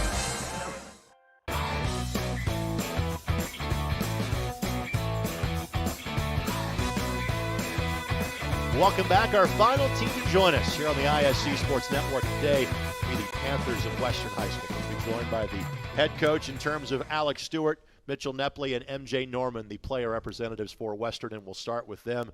Mitchell, thank you for the time and just your expectations as to what you and your teammates can accomplish this year. We're looking forward to get back on the field, and we've worked all summer. We've conditioned a lot, and we're real excited to get on the field, and we think we can accomplish what we've been working for. MJ, what are some of the goals that you and your teammates have set for the upcoming year? We want to go out and obviously have a winning season, and then we want to win Hoosier Conference this year if we can, and then if we can make a run in the sectional, we want to go out and make a run in the sectional. 8-2 2 years ago, 6-4 last year, so clearly you guys have been a part of some really good winning teams. And I know, frankly, a big change for you. You guys are no longer in the Indianapolis area sectional. You guys are now going to see more teams that are local. Kokomo, I know, is one of those teams in that sectional. My guess is you'd like to see those guys again come postseason time if given the opportunity. We'll see whoever. We just want to play. Understood. All right. Up until this point, what's been your favorite memory in a Western Panther football uniform? My favorite memory was probably my freshman year, and we just went out and played. We played the number 1 team in the state, which was Cass at the time. Yep. And I was able to catch a touchdown against Cass when we in the first half, and it was really fun to do that and show out for the community. MJ, same question to you. Favorite moment in a Western uniform to this point? Favorite moment would probably be my sophomore year. It was our first game. It was my first time starting. That was against Kokomo. It was the first time we played them. Yeah. It was a big game. A lot of people out there. It was just fun to go out there and just see the crowd and everyone there cheering you on. Mitchell, tell me about the position or positions you play for the Panthers. This season I'll play quarterback and either rover or free safety. And MJ, what about you? Right now I'm playing fullback, could end up back at guard, and then D-line. I'm going to say I think they're going to make you change your number from 56 if you're back at fullback. Yeah, right now I'm playing fullback, but if I stay there, I'll probably change my number. If I move down to guard, then I'll keep my number. Mitchell, there is always a sense of leadership from a senior, but especially when it comes to the quarterback position. So when I tell you or say, hey, leadership as a football player, what kind of thoughts immediately come to mind as to how you try to handle that every day? Yeah, I think leadership as a football player and as a QB and even an upperclassman, you have to hold your teammates and yourself accountable, and you have to also get every ounce of talent and hard work out of all your teammates. MJ, what's going to make this a good year for you? I think we have a pretty good team. We have a lot of guys that are really close, and we have a good leadership this year, I think. A lot of guys that are willing to get on people and tell them we need to get this done, and I think that's just what's going to make us a little bit better than it was last year. Guys, thank you very much. Stay right there. We're going to talk to your head coach in terms of Alex Stewart. And first of all, your thoughts about the two young men you brought with us today. These are great leaders in our program. These are guys that were voted captains for us. They're both guys that are coming back off of injuries from last season. MJ had a knee injury that cut his season short. He was off to a really, really good start on the defensive line for us last year. Had a knee injury, cut him short. And we're excited to get him back out there. Mitchell was a kid that started as a freshman for us, and last 2 years actually he's been out with knee injuries, different knee injuries from baseball and other things. But we're excited to get him back, and I think it speaks volumes that these guys were both voted captains, especially coming back off of injuries. And they weren't necessarily out there contributing to the wins and losses on the field, but they were doing a good job of leading in the locker room, and they're voted captains by their teammates. So I'm really proud of these guys. We can talk X's and O's, and we will continue to. But, again, because of the patch that is on both the shoulders of these young men, you had to deal with much bigger implications in life. So tell us about the young man that is represented on this patch in number 70. Yeah, Trevor Buckley tragically passed away last season in an automobile accident after our first game. And Trevor was a great kid. He was a hard worker, tough, hard-nosed kid, and he's a kid that is missed in our program. We had to deal with it, but we dealt with it together, and we got through it together as a family. Not many people will look at a 6-win season and go, hey, that was pretty remarkable. When you get dealt that hand after week 1, I would say 6 wins was a heck of a season for your team last year. Yeah, absolutely. Our kids responded to the adversity. We had to play Western Boone that week after he passed away, and we played him on a Saturday morning, and it might have been the hottest game I've ever coached in my entire life. And we had guys cramping, and we had guys that were just struggling with the heat, and nobody wanted to come out of the game, and we gutted out a win. I think we won by 2 points that game, and they just gutted it out because they knew that they were playing for him. And that was a pretty special moment in our season and in my coaching career. Yeah, you beat a 3-time defending state champ, I think, at that time in terms of WeBo and in terms of what they were. So obviously, this group that has played as sophomores and juniors, as we've said, 14-6 over the course of the last couple of years. Where do you build on from that? What are your expectations for this coming fall? We've got pretty high expectations. We've got a lot of kids that over the last couple of years have played a lot of football. I'm going into my 6th year at Western. We've had 5 straight winning seasons. These guys, this group of seniors were 7th graders when I got to Western, and they've been in our system since 7th grade. They've ran our offense, our defense. They understand the expectations. This group of rising seniors that we have is a really good group of kids. We've done a lot of leadership stuff with them. We started in the spring meeting with them, once a week or once every other week, just, during our SRT, which is like a homeroom type time. And we met and, went through a lot, and these guys have done an outstanding job of leading us, throughout the summer. Obviously, last year we were 6-4. I think our 4 losses were – I would put our 4 losses against anybody's 4 losses. We lost to the number 1 team in 3A twice. We lost to the number 1 team in 4A, and we lost to a top 10 5A team. So, we were a really, really good 6-4 team last year. And we have, 15, 16 guys back that started last year. So we're excited with this group. The kids have had one of the best off seasons they've had since I've been at Western. They've really bought into, the dedication and time that it takes in the weight room to get bigger, faster, stronger. That's something that I've always preached, but this group seemed to really take it as a stronghold and really get after it this off season. So, obviously, we're excited for them, and we're just wanting to get out there and play football. Again, you know a lot about your team because of the experience that you bring back. I look at your first 3 games of the schedule, and while you're a 4A team, these are 3A schools. They're all really good 3A schools. So Tri-West, Webo, and West Lafayette out of the gate. You're going to know a lot about your team after 3 weeks, won't you? Yeah, absolutely. Absolutely. Those are 3 teams that, according to the Football Digest that came out a couple weeks ago at the All-Star game, they're all in the top 10 in 3A as a preseason rankings. I think Tri-West was a semi-state team last year. We knew that, West Lafayette was extremely good. They went 9-1. They got beat by the state runner-up in a close game last year. And Western Boone, we talked about being a perennial power, 3 state championships in the last 4 years. So those are very tough games, obviously. But our objective is to get better as the season goes on and get better and better and better each week. I think playing those tough teams, especially early in the season, you build resilience. My first year at Western, we started 1-4, and we ended up playing in the sectional finals and lost in a 2-point game that year. And, I think that if you can build a strong schedule and you play tough teams in the regular season, it just makes you better come tournament time. And let's talk about the tournament. I realize as you and I are having this conversation, you haven't had your first official practice yet, and the postseason is 12 weeks away. But that is a rather significant change. You literally went from the southern half of the bracket to the northern half of the bracket. And frankly, a lot more schools around here that you are now in a sectional with. Frankfort to the west, obviously Kokomo just down the road. Kind of your thoughts as to what the change in the bracket means to your football team. Well, I think it means a lot. We had in our old sectional, there was teams that our kids are like, well, where is this school even at? I've never heard of that school before. And now the kids know who we're playing and know they've heard of all the schools. They know where the school is. They've played there in other sports before. Some of the schools we've played before, in football, or they played them in middle school or whatever.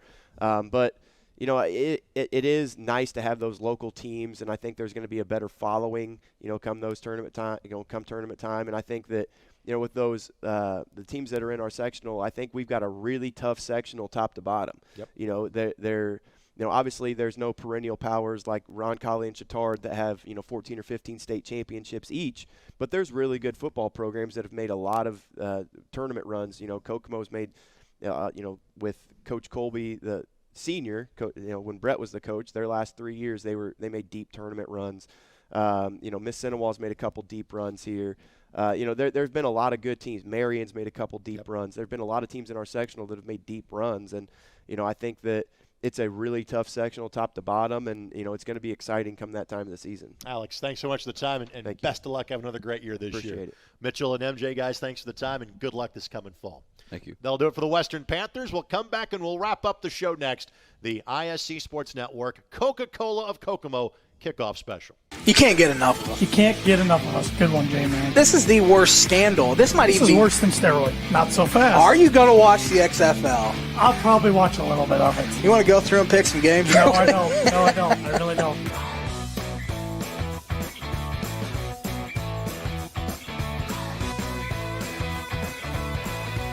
Well, that'll do it for our 4th annual Coca-Cola Kokomo kickoff special, presented by Body Armor as well, here on the ISC Sports Network. Many thanks to Jordan Shue, Alan Hughes, and Derek Schultz behind the scenes. And thank you to the YMCA of Kokomo, the Downtown Y, for serving as our host for a 2nd consecutive year. Again, the timeline for high school football is this. First official practice is on Monday, August 1st. Kickoff of the season is on Monday, August 19th. And by the way, folks, coming up this fall, we're going to do this for the first time for the high school basketball season locally as well. So be on the lookout for a show that looks a lot some of this talking hoops once we get to the end of October and early November as well. For all of the folks behind the scenes, for all the coaches and players that joined us, thank you so much for spending a couple of hours with us talking North Central Indiana High School football. This has been the 2022 Coca-Cola of Kokomo kickoff special right here on the ISC Sports Network.